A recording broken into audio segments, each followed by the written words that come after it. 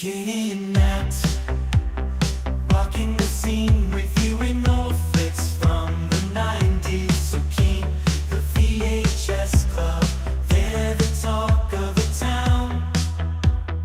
Breaking it down, spreading nostalgia all around. Moving and grooving to the synth-pop sound. Their insights so fresh, painting pictures profound. From Pulp Fiction to Clueless, they know it all. The genuine love for movies stands tall. Unfolding memories on that VHS screen, talking about classics like you've never seen. Katie with her charm, Matt with that wit. Together they make the VHS Club legit.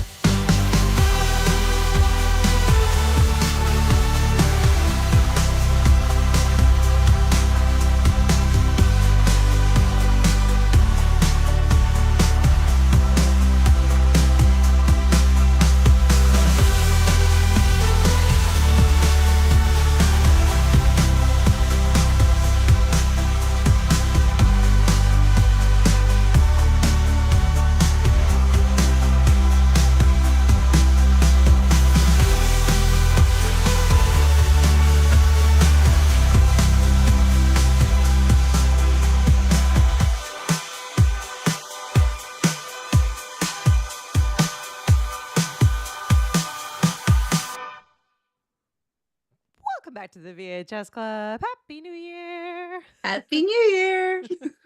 Everyone was commenting Happy New Year in the comments, and I'm like, wow, didn't we have a show in between? But we didn't. Christmas was only 2 weeks ago. And can we just pause? I'm like, to wasn't say, it 3 years ago? It feels like it was 3 years ago. Not in a bad way. Not in a great way. But not in a bad. I don't know. Time has become irrelevant in this in between time. So Happy New Year, happy holidays, happy Christmas, Kwanzaa, Hanukkah, all the different holidays if we have not talked to you. But glad to be back, and thanks for letting us take a little bit of a break. We were gonna go all in, and they were like, you know what? Nah, let's just have a moment. Yeah. Let's have a moment in the in between.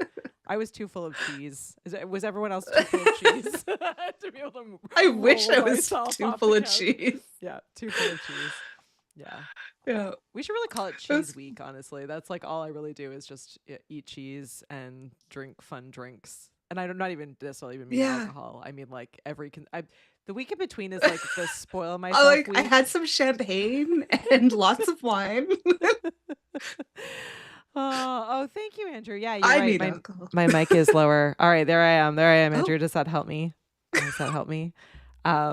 All right. Well, Josh is saying that he is ahead of the game. He's saying that he has seen When Harry Met Sally and he loved it. Wow.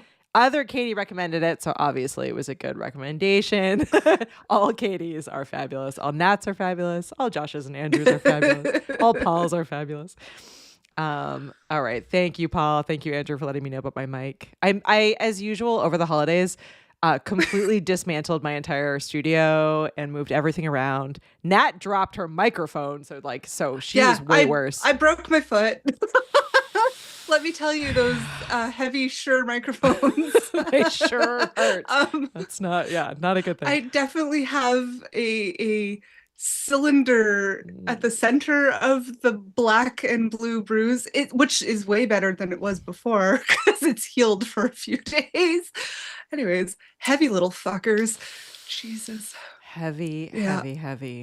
And you know, Katie, when your mic was low before, I just thought I didn't mention it to you. I just upped my volume for my headset and didn't say You're like, anything. why is she I'm an idiot. whispering about cheese? She never I was whispers just about like, cheese. turn up the volume. Yeah, pump up the volume, tell Nat. Katie. Pump up the volume. Well, we are here today to talk What Harry do? to talk about an absolutely incredible movie. I'm just gonna say that up front, as I always do. We're here talking about When Harry Met Sally. I just want to take a moment to just say like that losing Rob Reiner at the end of last year is still the worst. So we are doing this in honor of him, but we would be doing this movie anyway because he was a It genius. is a New Year's and these kind of movie, movies too. are fabulous. And yeah, it has a bit of a New Year's theme. So in honor of Rob, we're going to give this movie nothing but love. No hate over here in the world of When Harry Met Sally. But we're going to talk about it because I think it's a really great film, and there's lots to talk about. I tried to talk with Dane about this yesterday, and he was kind of like sort of talking with me about it, but not really. So I'm so glad to be here with my people. But before we get ahead of ourselves, Nat, what is this one about other than Harry meeting Sally? Well, that's basically what That's it's about. what? That's it. Sorry. It's about Harry meeting Sally and them talking about relationships, whether it's romantic, sexual, or friendship. Mhm. That's just it. Yeah, that is just it. Over the course of several years.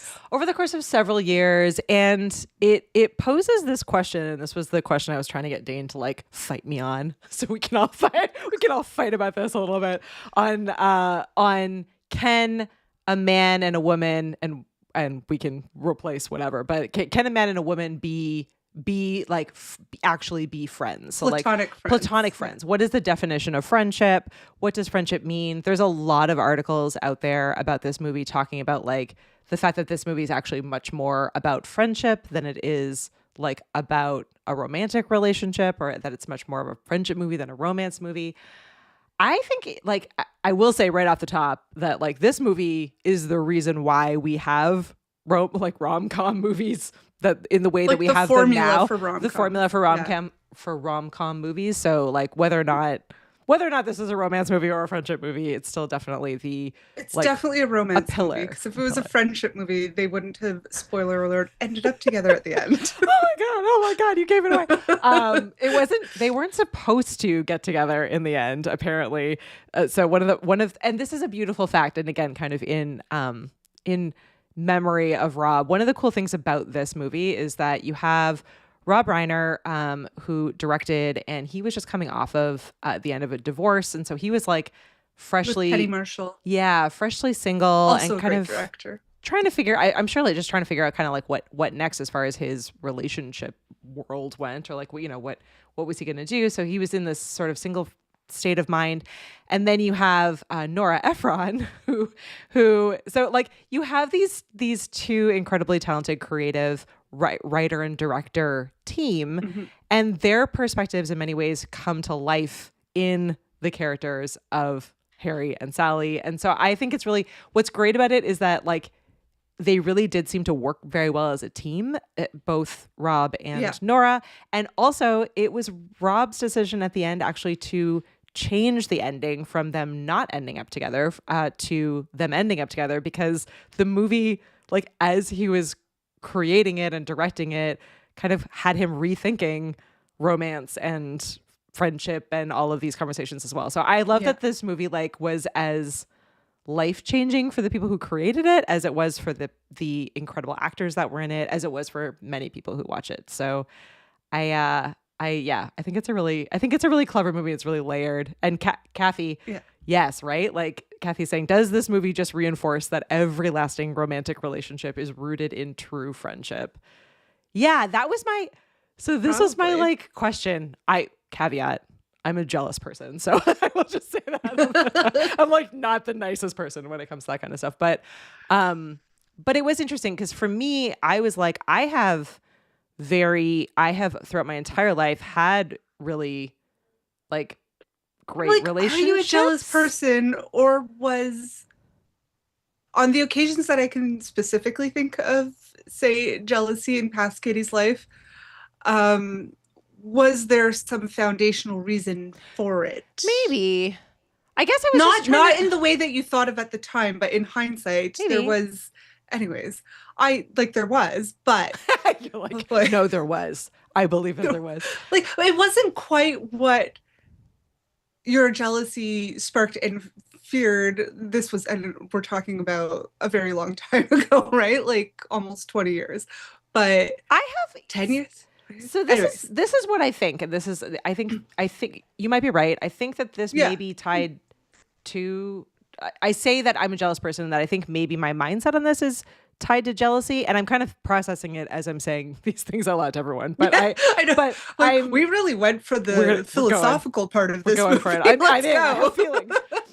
No, but for me, I was like, well, what's interesting about this movie and about like thinking about friendship in context of this movie is that this is not a surface friendship. I have lots of friends that are men, straight men, because let me just specifically say that let me just specifically call it straight men in this situation. But I have lots of friends that are straight men, but I have to say, if I actually think about those relationships with those men, none of those are a deep friendship. None of them are a friendship like what Harry and Sally were halfway through this movie. They like the friendships that I have with many of the men there are like, we chat from time to time. Like, they're maybe partners of friends of mine, or they're friends of Dane's, or that like, I have like, it's not that we're not friends. We absolutely are friends, but they're not people that like,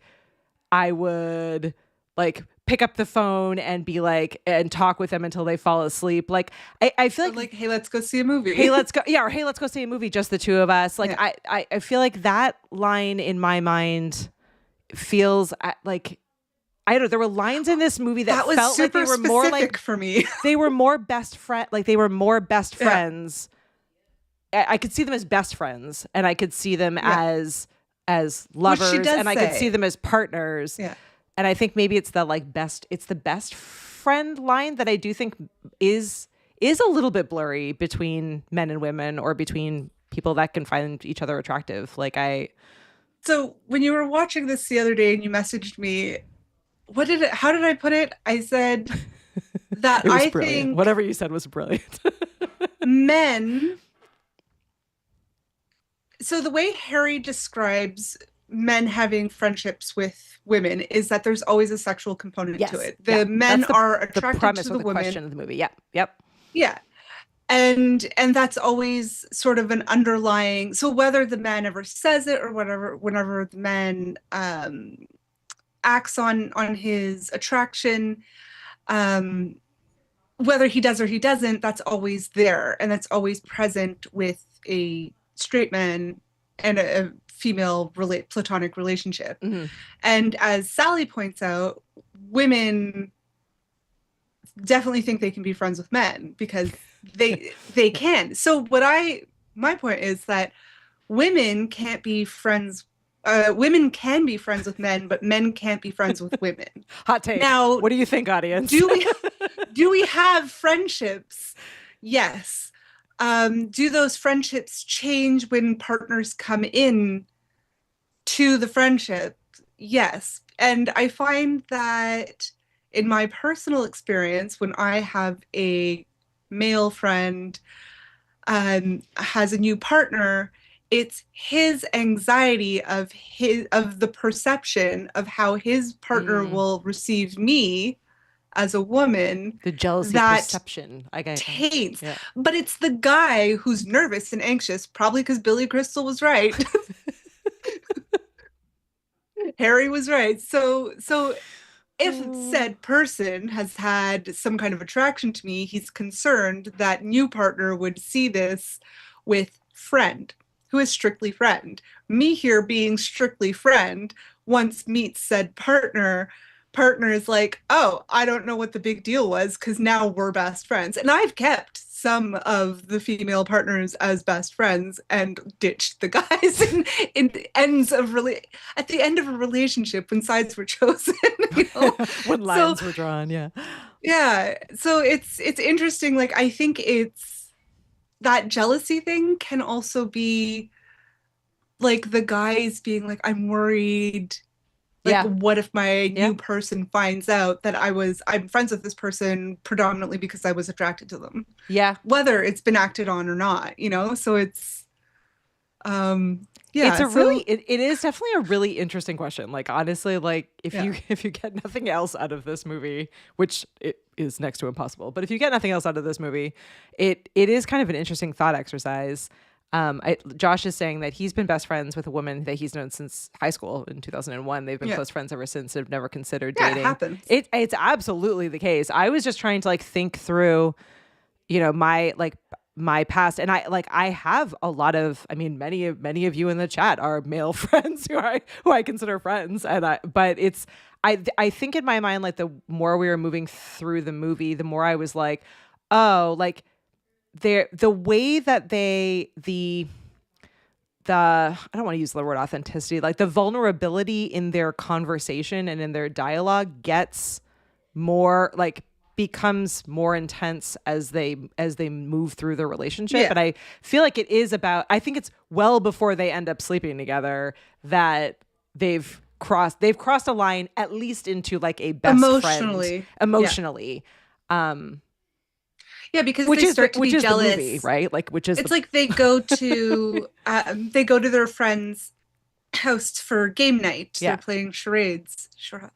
Charades. Whatever. However, I'm you could supposed say to charades. say it. I like it. I know a charade. It's a charade, but it's charades. Sure. This is the problem of being Canadian, is you're caught between it all. Like, don't know it's tomato juice and tomatoes, okay? Which isn't that from the song in the movie? I think but so. Anyway. It's so you could see that Harry is concerned, like, oh, isn't Sally's boyfriend kind of really dull? Like, why is she dating him? Like, what does she doesn't even like baseball. Why did he take her to a baseball game? That's so, like, he doesn't know her. Like, and then same thing, like, oh, isn't this person really young? Oh, she's a baker. He hates sweets. Like, why are they together? So you could see that they start to develop feelings for each other. Well, because as their friendship gets deeper. Okay, I'm going to read this quote. So, and don't come at me. I put the source in the show notes below. But this is from the BBC article. It was an absolutely brilliant read. I really enjoyed it. So this is me verbatim quoting it. It says, but the film's true innovation is in the way that the director Rob Reiner and the screenwriter Nora Ephron strip away the characters' biographical details, just as they clear away all the obstacles on their path to happiness. Everything is removed from this film except Harry and Sally's attitudes towards love, sex, friendship, and each other. The result is a romantic comedy distilled down to its very essence. It has romance and it has comedy and it has nothing else.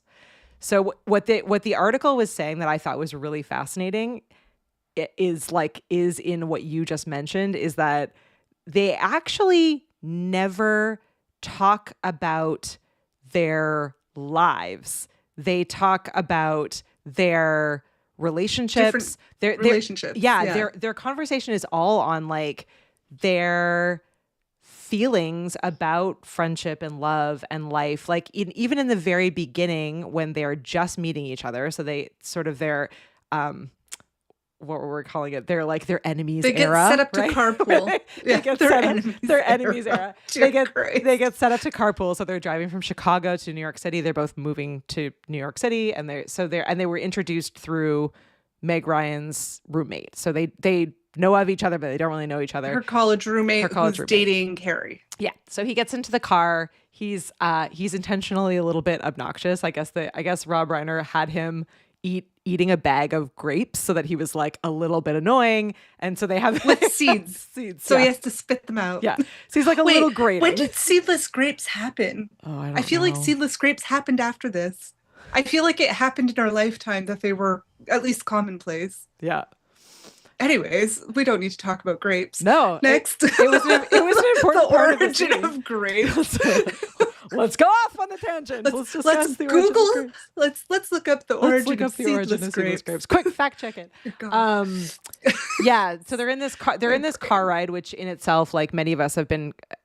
Many of us, if you're over a certain age, have been trapped in a car with someone, and you like it is, especially in a time before cell phones, like. A long road trip does allow you to kind of get vulnerable with the people that you're chatting with. But any other romantic comedy or movie that follows this one would have taken the tact of, at one point he says something along the lines of like, tell me your story. I want to hear your story. That would have been like the moment to introduce like whatever the obstacle was that's going to be like in the way of them getting together, right? Like she's got invalid mother she's visiting. She's got like, I don't know, whatever the Or she storyline has a is. fiance. She's got a or- fiance, yeah, right? Like some kind of story. She doesn't end up saying anything about her life. We have no idea, like, Yeah. if she's like an only child, if she's got siblings, where do her parents live? We don't, like, other than We like know her her friends. goals. We know her goals. We know why she's moving to New York. We don't know why he's moving to New York. Do we? Not until later. I don't think we find out his job until a later scene where he's a political consultant. He's a political consultant. Yeah, we don't know why exactly. And she's like, We I'm assume going to it's New for York to be a work. journalist. Yeah, Yeah. yeah. And yeah, it's so when they're in the car, it seems like, so Sally's like, oh, we could be friends. You're the only person I know in New York, and we're driving from Chicago to New York. Now we're friends. And he's like, oh, we can't be friends. We can't be friends. You're pretty. Yeah. And so when he says that she's pretty, she takes it as he's coming on to her. He says that he's not. He was. I had a friend like this in high school. He would feel comfortable with me throwing this name out. So my friend Chris in high school, that was like a trope with us all the way through high school. That was like, yes. And I honestly don't believe that he had any ill intention, and I don't take it in that way. So that's not what I mean. But but we had this kind of thing where it was like, you know, we were friends, and every like couple of days he would be like, you're pretty. If at any point you want to have sex with me, I'm here for that. And I'm like, okay, no, but also we're friends and that's fine. And it just keep, like, so it was like that line. And I think I texted you when I was watching it. Like the thing that I really enjoyed about watching this movie now, kind of as an adult, I think I've only seen it maybe once before, but I was a lot younger, like late teenagerhood. But as an adult looking back at this now, I really like that Harry comes across as like a regular, like, this makes me sound horrible, but it's just like a regular guy. Like he's like believable. He's not, I was saying to you, like, it's not like a high school romance where he's not like Lloyd holding the speaker over his, like, the boombox over his head. He's not like geeky. He's not ride or die like Ducky. He's just kind of like, I don't know if we could be friends. You're hot. I would like to have sex with you at some point. And she's like, no. And he's like, all right. And they like continue. He's like, I'll never see you again. Bye. Yeah, their friendship is sort of it's a slow burn, and really in many ways, like, the entire movie is they only chance upon each other later on. They only chance. Yeah, it's almost like split up into three. It takes them almost 10 years for Yeah. them to finally. So they don't see each other for 5 years. He bumps into a colleague at the airport. They have an airport and then reunion. Yep. Doesn't really recognize her, or at least he says he doesn't recognize her. Well, he doesn't, because then they're on the plane together, because they're both, I guess, going home to Chicago. It seems like it's the holidays. Yeah. And he's like, did we sleep together? And she's like, no. She's like, you don't even know who I am. Although he could have just been saying that to be "Yeah, I do." obnoxious too. Like Maybe. he's kind of that character. So it could go either but way. if you take him at face value, Yeah. he didn't fully, like, he recognized her but didn't really remember why. And then they meet another 5 years after that At a bookshop. in the bookstore. Yeah.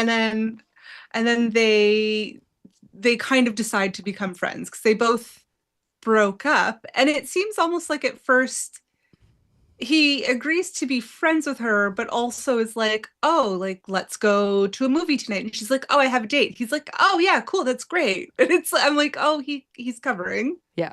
He's covering, that's great. But then now he's stuck in this friendship, and he decides to go along with it. And then until they finally do end up getting through this emotional barrier that he's accused her of having up. And he's like, I feel like we're best friends, but I don't completely know you, because it's in one of their fights. And he's like, I don't know how you feel about breaking up with Brad. I don't know how you feel about this. Yeah. I don't know how you feel about that. Like, you never react. And then she finally does break down and confides in him. And like, he incidentally kisses her, and it seems like a total just innocent thing. He's like just comforting her, and he gives her a little peck, and he's like, I'm gonna go make you some tea. And like, it didn't seem to me anything. And but then they start kissing, and then they have sex, and you see he does what he says he always does, is panics, feels trapped, and then Bolts. like does bolts He the next does- morning, and she knows he's doing it because he told her he does this all the time. Yeah. So she gets rightfully pissed off because he tries to pretend like, no, let's go out tomorrow. I'm not sneaking off. And she's like, no, I'll have to tell him it was a huge mistake.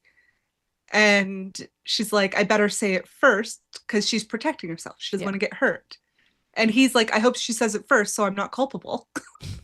Yeah. Which is like, so, and then she doesn't forgive him because he's like, yeah, it was totally a mistake. And, but then once he sits with it for a couple of months, he realizes he fucked up. I know it's, I guess what I like, again, It's like, are guys slow? what I like about this movie is that I feel like No neither offense. character, okay, Emotionally.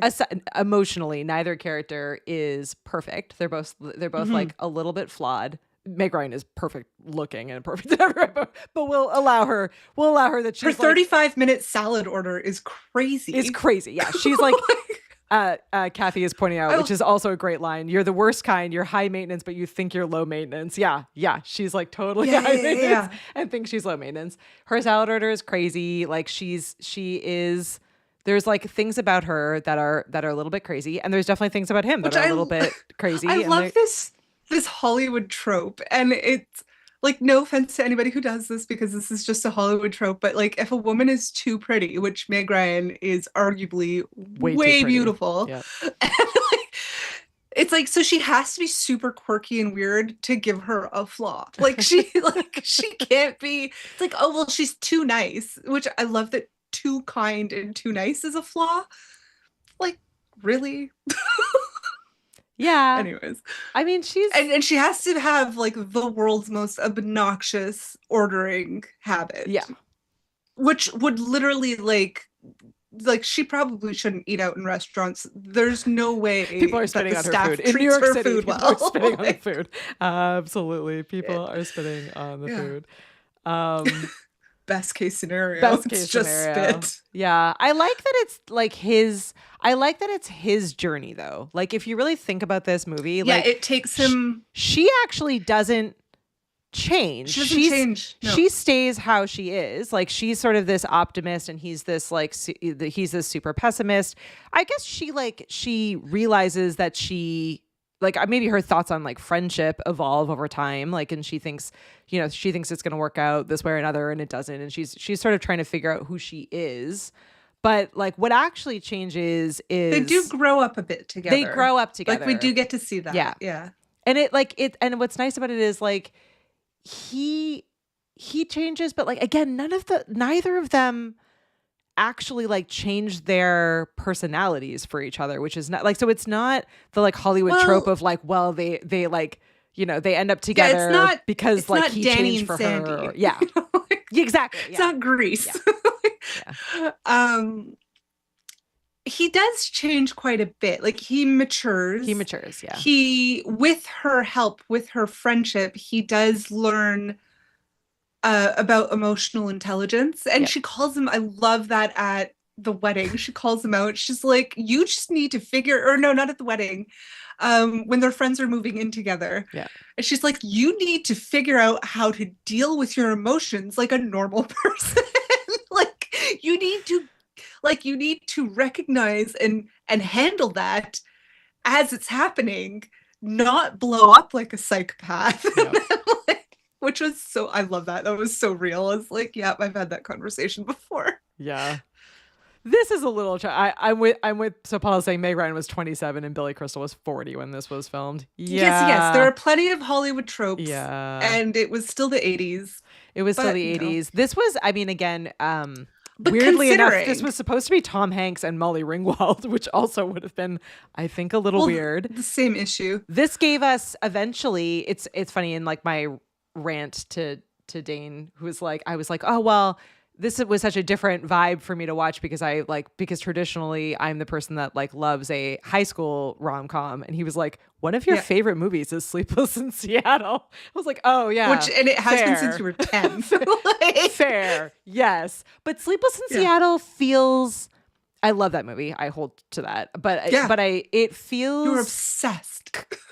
cleaner to me. Like it feels like more. That's one of those movies where It's like a formulaic rom-com. it's a little bit more. It's a lot more formulaic, and it's less about like. This one again just felt like it was so nice because there was no social media. Like it felt like actual adult conversations about love and sex and friendship and romance. Like I don't know. Like no social media, but Carrie Fisher. No social media, so there's no dating apps. But Carrie Fisher had a Rolodex. True. Her Rolodex, which is basically like a dating profile. It made me miss Carrie Fisher. Like, I loved her in this. And she was so beautiful. Good. Yeah. She's so funny in this. Yeah, she's fabulous in this. The friends actually, how well, like this, props to Nora Ephron, because like how great is this script written that the two friends are really strong characters, but they never steal the spotlight. Like they just come across as like believable. They have this entire story happening behind the scenes. They're funny. They're like really supportive friends. They can like see the whole thing happening like best friends can. But at no point do you feel like they're taking over the story. Like they're definitely like like minor characters, but also such major characters. Like they really did a beautiful job. Yeah. Well directed, well written. Like it was very well put together. Yeah. Which, can we talk about the scenes? So Carrie Fisher, Sally's best friend and Harry's best friend end up together on a disastrous blind date where they were supposed to end up. Yeah. It was the worst double date where like Sally and Harry's dates ended up getting married. Yeah. So they're married now. And after Sally and Harry sleep together, they both call. Yeah. And I completely forgot. I'm like, oh yeah, 2 landlines. Oh yeah. Why? Oh my God. I forgot about 2 that. landlines on either side of your bed? Why was that ever a good idea? Like well, we didn't have cell phones then. So no, I know, but like technically we did. Bring my phone. I'm the serial killer person that doesn't bring my phone up into my room. I'm like, well, if someone's dead, they're going to be dead tomorrow. I can't deal with it. I'm the other serial killer person doom scrolling TikTok till I fall asleep. That's why I don't bring my phone into the room. But I don't think I would be the person that would want a like giant chunky landline right next to my ear as I'm sleeping. Like but that's where I know. That's where my phone was. It's true. It was, remember my little 80s, that like 80s pink. But why 2? That pale pink Isn't phone. it? Do they have different phone lines in the house? Different phone lines, yeah. Oh, they each had a personal phone line, which was a thing. It was a rich person thing, but it was a thing. Hardest scene, by the way, to film. They had like such a hard time filming that scene because they basically have a shot with the 2 of them in the middle in bed, their crazy phones on either side, and then Billy Crystal on one side and Meg Ryan on the other side as they're calling. It looks great. It would be super easy to film today. We could film this today with Ecamm and the software we're using, but at the time it was like really, really novel and a crazy hard scene for them to put together. So I love it. Yeah. And that was funny because the friends are like, it's like, oh no, I made like, oh, something happened last night. We slept together. And they're both like, good, this is great. We've seen this coming for like a decade. Thank God this finally happened. And then it's like, I think it was a huge mistake. Oh yeah. And then the funniest part was when it's like, oh, do you want to come over for breakfast? They say at the same time. And then both Harry and Sally are like, no, I couldn't now. I'm too upset. And they're like, good. I mean, oh, that's such a shame. Yeah, so true. It was really well coordinated, that scene. It was so funny. Yeah, that scene is absolutely awesome. I mean, the one scene we absolutely have to talk about is the deli scene, the orgasmic deli scene, which I think is fabulous. Paul is joking that the movie made delis much more popular. Absolutely. It was actually filmed at Kat's Deli in New York City, which is still around and actually has a giant sign that's like, this is where Meg Ryan did that scene, which I think is incredible. We posted that on our Instagram earlier this week. But that scene was entirely improv by Meg Ryan. Like she just thought it up in the moment. It's hilarious. It's so well done. And the best fun fact that I found out today while researching is that that's the woman who says, I'll have what she's having is Rob Reiner's mother, which I have to say is probably one of the best chef's lines. Kiss. Like ever. And super quotable, but that was so funny. So they're in the scene. Harry and Sally are talking about sex, and he's talking about his prowess in the bedroom and how he knows that every woman is satisfied regardless of him doing a like 3 a.m. dash, like run for his life out of a relationship. And he's making fun of her and her partner, whose name was, what was it? Not Stuart. I can't remember. Anyway, he had like according Rod? to, no. Anyway, he was making fun of her like boyfriend or partner's name and like Sheldon. Which fair, kind of a hard name to say while having sex, but that aside. So she points out, she's like, oh, like, you know that they've orgasmed every time, and you know that that's why they're okay with you ditching them after having sex and never calling them again. And he's like, yeah, that absolutely makes sense in my lizard brain. And he doesn't say lizard brain. I added that for spice flavor. And she's like, but women fake orgasms all the time. He's like, well, I know they were real. So then she performs this spontaneous, spectacular orgasm, brings it through levels, like keeps the gag going to the point where he's like, shit, this Not is a short actually gag. super Yeah. believable. And you could see on his face that he's like, I need to not talk about how my prowess in the bedroom anymore because now I'm not sure. Like, What's great about fantastic. that, so every single part of that scene is fantastic, from the fact that Meg Ryan improv'd it to the fact that Rob Reiner's mom was involved in it to the fact of like what she was doing, Billy Crystal's reaction to it. But I think probably the best also part, I think that's when he fell in love with her too. Just saying. Probably the best part like you of it can is, see it on his face where he's like, yeah, it's also this pretty is my early person. in on the movie too. Like they're like not friends at that point. Like it's not like they're like the best of friends, inseparable at the point that happens, which I think is awesome. Paul is saying, which this is just too good to not read. At a test screening, Rob Reiner reported that during the fake orgasm scene, all of the women in the audience laughed uproariously while all of the men were silent. Yeah, that's accurate. Rob Reiner loved the idea and put it into the script. That's just absolutely hilarious. I mean, it's not to say that women do it all the time. It's just like Sally said, Harry sometimes had a hard time handling his emotions. So to protect men from that, sometimes I think it's, again, like not to like harp on an idea, and I can't remember even like what article I was reading it in. It might have been the BBC one, which again is linked below in the show notes. Yeah, it was a great read. It was a very good article. But one of the articles was talking about the fact that, like, again, what was kind of interesting about this is that you have to put yourself into the like nostalgic mindset of the fact that there was no internet at that point. There were no phones. So it was like, this was not something that like people necessarily talked about. It wasn't an open conversation. It wasn't an open conversation. It might have been a conversation that like you would have maybe with like your closest friends, but it probably wasn't a conversation you would have with like a stranger or someone that you were just becoming friends with. And it might be something that like not everyone was even aware of, right? Like, it wasn't a public conversation. Publicly,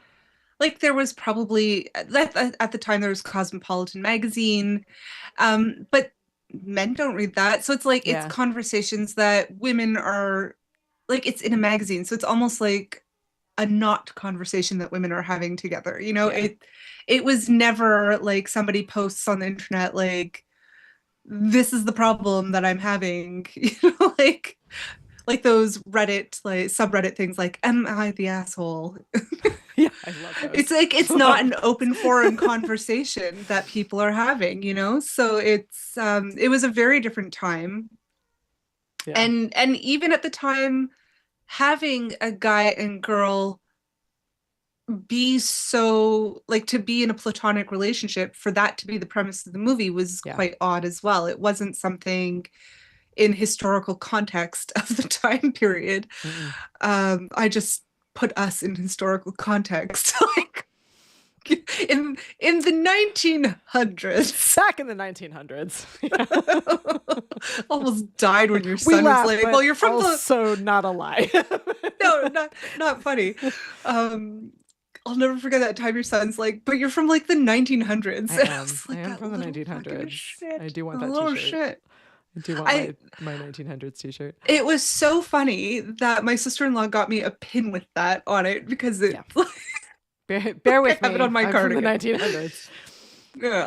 Well, I want to talk a little bit about the interview cutaways because I think that those also made this movie just so much fun, and they're like apparently a lot of the not actors, a lot of the couples that were in those clips were actual couples just giving real life stories, or were like giving prompts for real life stories. And the scene at the very end of the movie where Sally and Harry are together as a married couple, that was completely improv as well. So like that adorable little scene was just like That's riffed, really cute. which I think is really cute. But I thought that really added to it, and it really made it feel. I had to sit with it for a minute. I had to sit with like, it. It felt very Woody Allen to me. I know he's like, I know he's a name. It was the time, but it had that kind of like, it felt very New York. It felt very Woody Allen, but it just felt kind of like. It played really nicely reminiscent into the movie. Of an Annie Hall-ish. Yeah. Which again, it was another kind of similar style of movie. So at first I was like, do I even care? Like these stories are super cute, but it's chopping up the movie. But then I'm like, it's not. It's not, because the movie takes place over so many years that how could you make that seem seamless, right? So this gave us a little pause. It's adding a pause, before going into the characters being slightly different and changed because of the passage of time. That's so true. At first I was like, I think it chops it up, but then I was like, but it didn't actually. Yeah. And it was like, it's once you finish the movie and you see their little like interview at the end and you kind of sit with it and it's still running through your head, the movie that you just watched. And I'm like, you know what? It really didn't chop it up, and it helped us go into the next stage of their life, so it helped us carry through, which I thought was like really smart and really clever. And it took me a minute to get there too. So I think so. I hadn't thought about it like that before, but I think it did not nice until I job. saw it today. And I think too, it also it kind of it almost like reset the room where you're like, oh, okay, right, we're talking about like this is a long story, and this is a story about friendship and love, and like it kind of it did a nice job of it's almost like resetting it. It's almost like watching a play and they change the set between scenes. And they have like the narrator or the jester tell a little story in between or something. It was like a stage trick. And anyways, it was such a clever idea. And Rob Reiner, Nora Ephron too. When I started watching it, I couldn't remember who the writer was. And at first I was like, was this written by a man? And then I was like, no, it was definitely written by a woman. And I looked and I'm like, yes, Nora Ephron. But it's written by a woman. It totally is, but it's also such a partnership. Like I like that you could see his imprint and her imprint on this, which I really like. It did say, again, in that article that we keep mentioning, thank you, BBC.com, for your brilliant writers. We love you. Keep paying them. How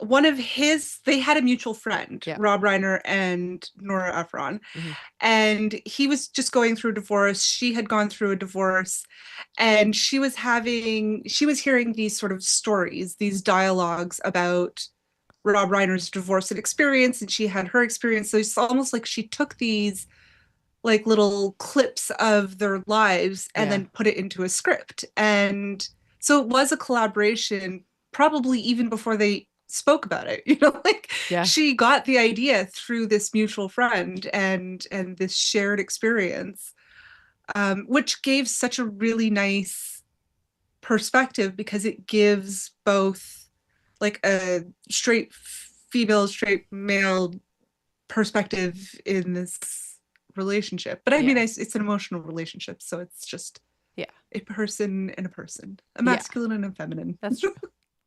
I should say I'm only differentiating between like straight couples and not because he acts like a straight dude. Well, not just because of that, but because I think like I dated that person before. I think and I believe this pretty deeply that like I think that straight women and gay men, for example, there are like lots of incredible relationships that are like very, very deep friendships. Again, because there's not that there's no attraction, like there's no sexual attraction between those two people, right? So I think Because it's we're attracted to the same person. yeah, exactly. So I think like why we keep sort of saying that specifically just to call it out is that I think that the question is, in an instance where the choice is you could be friends or you could be more, there is the opportunity for sexual attraction, there's the opportunity for a romantic relationship, and at what point, like, is there always going to be a tipping point or not, is the conversation. Yeah. So that just, and it really boils down to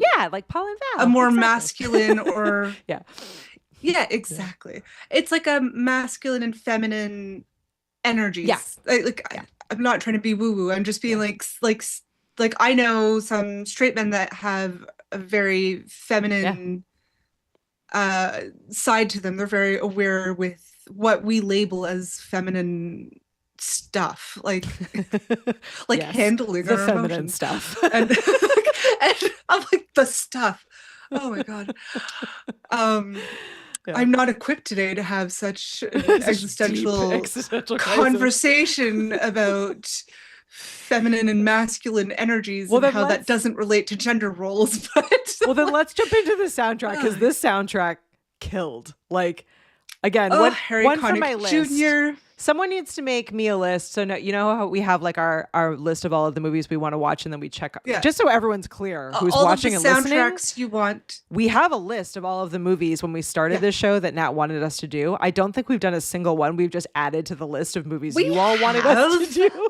I almost every single week add a new line. Like even Pretty in Pink wasn't in there, and I was like, huh, okay. What? But there's so many. Anyway, I added all the lines in. But we should add a line in that sheet that's like, should Katie and Nat own the soundtrack for this on vinyl? And the answer in this case is 100% yes, because it's so I have good. Pretty in Pink on vinyl. You know what I have on vinyl? Totally off topic, but I have Purple Rain, and we should do that movie. We should do that movie. Yes. All right. That one might actually be on the list. Pretty in Pink wasn't, you know what? But Purple Rain might probably be. Not. Purple Rain might be. I'm obsessed with that movie. I had so many questions, and I don't even know how little I was when I saw it, but I was like, is he, like, who is this person? If anybody was they, it was Prince. That's true. That could, truer words have not been spoken. Yeah. But yeah, this soundtrack, God, I think, Prince. Again, I liked it because of its simplicity. It was like it wasn't like, pop music. It wasn't pop music. It created a mood, and it felt like between that and sort of just the like romance of New York City, but not super in your face. You know how like some movies when they're about New York, they're like about New York. This one, like, there's all these moments all over New York City, and like, so you know that you are there, and it is like a good feeling. Like you're like, oh, it's like, you know, it's fall in New York, it's spring in New York. But like, so I feel like the music enhanced that vibe, and was also very friendshipy. I kind of liken it to Toy Story, which I know sounds crazy, but like the Toy Story like soundtrack vibe, the Randy Newman of it all, is a very similar kind of musicality to this one. I am not a music person, so Val can come at me, but that's my she's not going to come at us. She will help us. She will help us. She can come at us with knowledge and presence. You are so wrong, Katie. What the heck?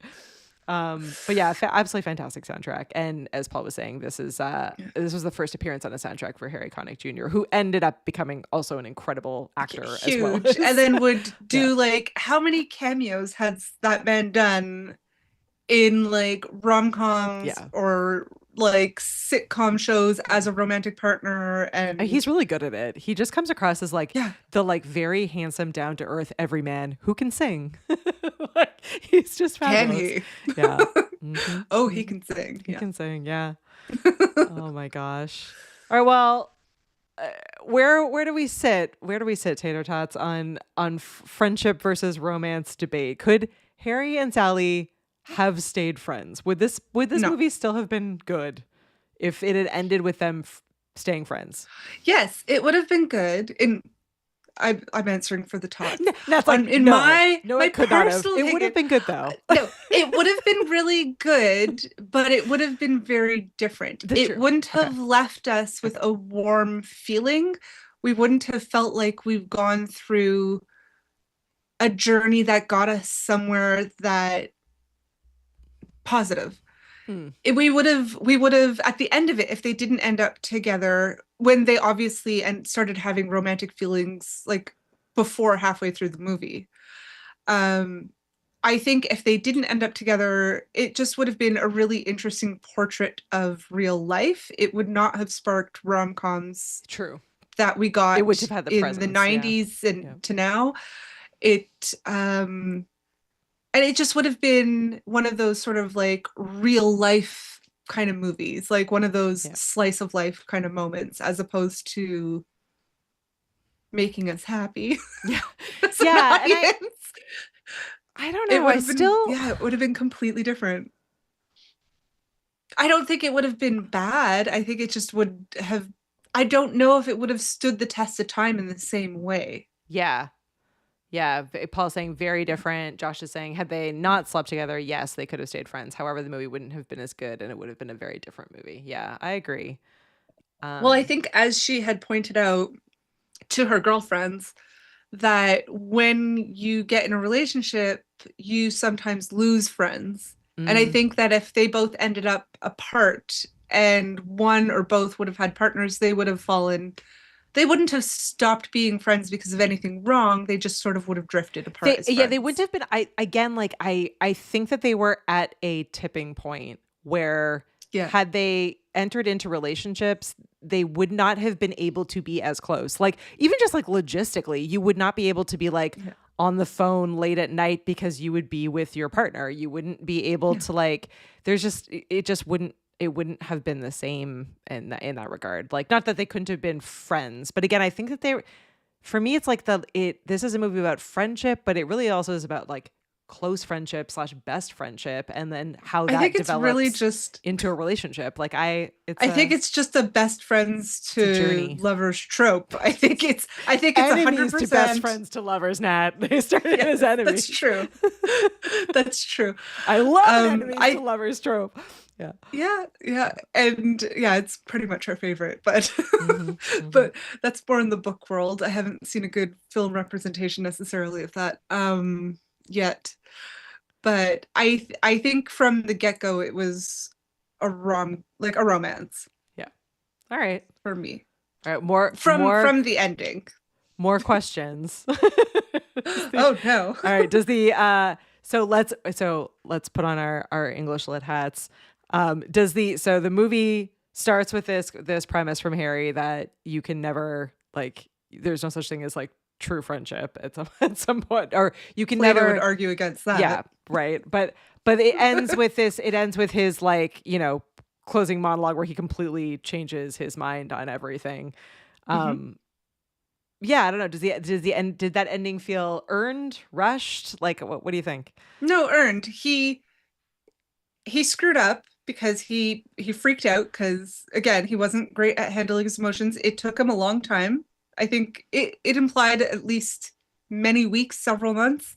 I love his voicemails, his answering machine messages. I know, and that's even before he realized that he was in love with her. Yeah. Like that's him slowly figuring it out. Yeah.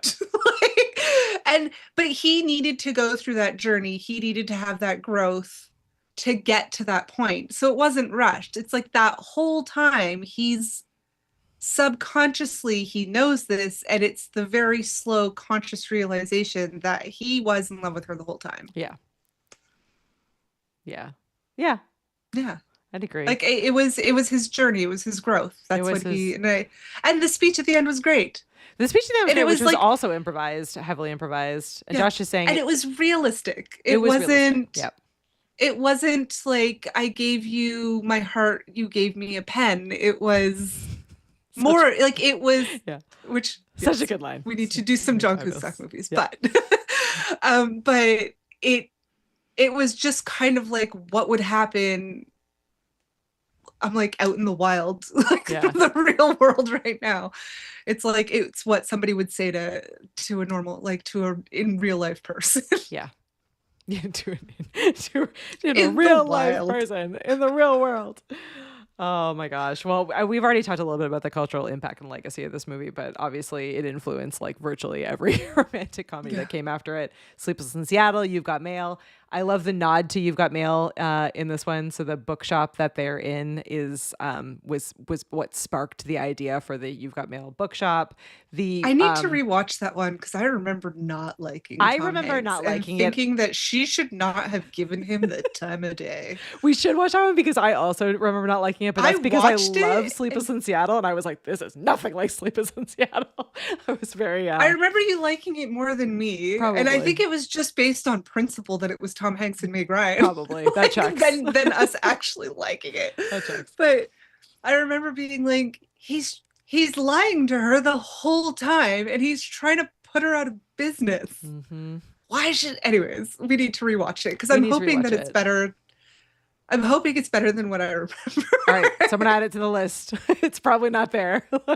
It's probably not there because I'm like, I hated this one. Not on the list. We probably could use a few that are not just 5 potato ratings anyway. Probably balance out our list. We should. I was thinking the other day that we should definitely do like a week or a couple of weeks of just like movies that we know we're going to hate. five movies we're watching because we should even out our list a bit. We should take I was gonna say, we should do The Room. It's terrible, but that's 5 out of 5. Yeah, see, it's so good that it's bad. It's so bad. I love it. It's so God, good that it's movie bad. sits with a special place in my heart. All right. Well, since I think that a few of you who are hanging out with us have actually seen this one, Val's not here to say she hasn't, so let's all vote for Val. I feel like Val has seen this. I feel like Val probably has seen this one. I feel like she has. Yeah, she is traveling, so she can get her vote in when she's back. But everyone else, feel free to drop in your rating for this one. Again, like this one's hard to.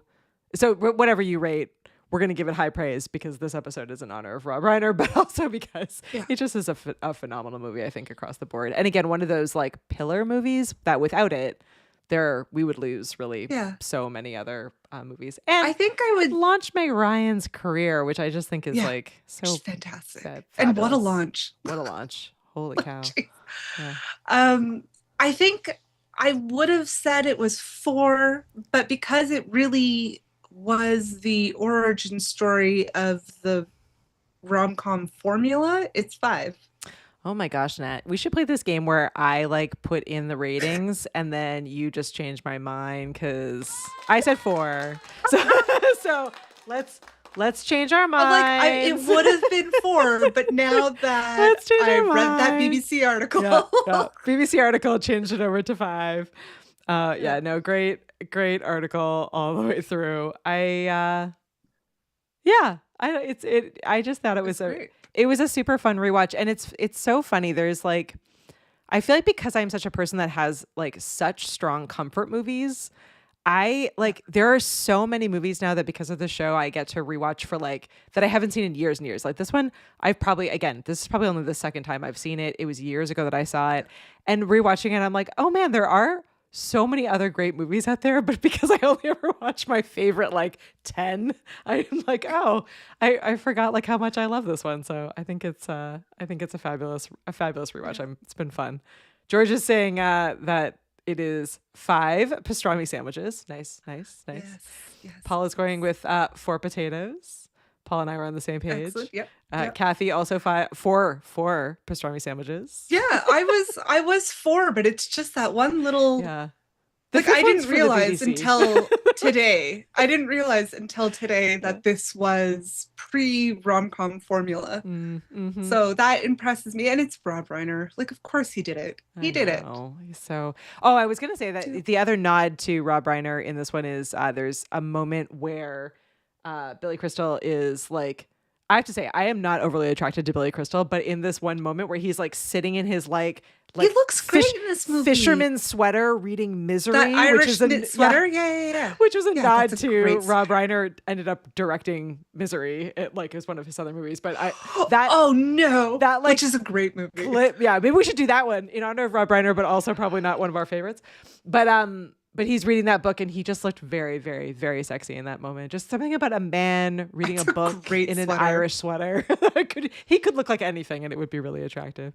Well, we changed Josh's mind up to a 4.5. All right, up to a 4.5. So one of the things that we talked about off screen yesterday, I think, that we didn't mention that I feel we should is that one of the reasons that Exactly. women feel they can have platonic relationships with men is because we're not attracted to men the same way that men are attracted Yeah, to women. true. Like men are attracted, so they say, initially based on physical attraction. Women tend to get more attracted to a man as they get to know them. So this movie was in many ways just Billy Crystal wearing down Meg Ryan. It's no, but he's really nice once you get to know him. Yeah, here's a massive red flag to start off with, but yeah. No, but he gets to know her and she gets to know him, and he's protective of her preferences, and like he really knows, like, you know, like the whole like why'd he take her to a baseball game? That's so stupid. There's no way she liked that. Or like how he loves how she does her stupid orders for food, which is insane. And how they talk about the wedding cake and how it was like essentially a deconstructed wedding cake because that's the only way you could have it taste good, you know? And like he gets her. On the side. Yeah. Yeah, he does. Yeah. He gets her. So, and it's like the more that they connect on an intellectual and friendship emotional level, the more she gets attracted to him. True. Because like at the beginning, he says, "You're very pretty." And she's like, "I don't care." Like she's not attracted to him at all. And that has nothing to do with what builds into her attraction to him. Not to say that Billy Crystal is ugly by any means. Like he's you not. Heard it here first, really. He's only hot when he's wearing his fisherman sweater. No, just kidding. We love you, Billy Crystal. No, he's a very good looking person, but because like often even like the average looking people in movies are still better looking than average looking people. Yeah, that is true. Yeah, that is true. Usually, unless they're like a character actor, they have a unique face. Well, we did it. We made it. We've been overtime the last little bit. We're just like so into it. It's my fault. No. I got all hyped up for this one.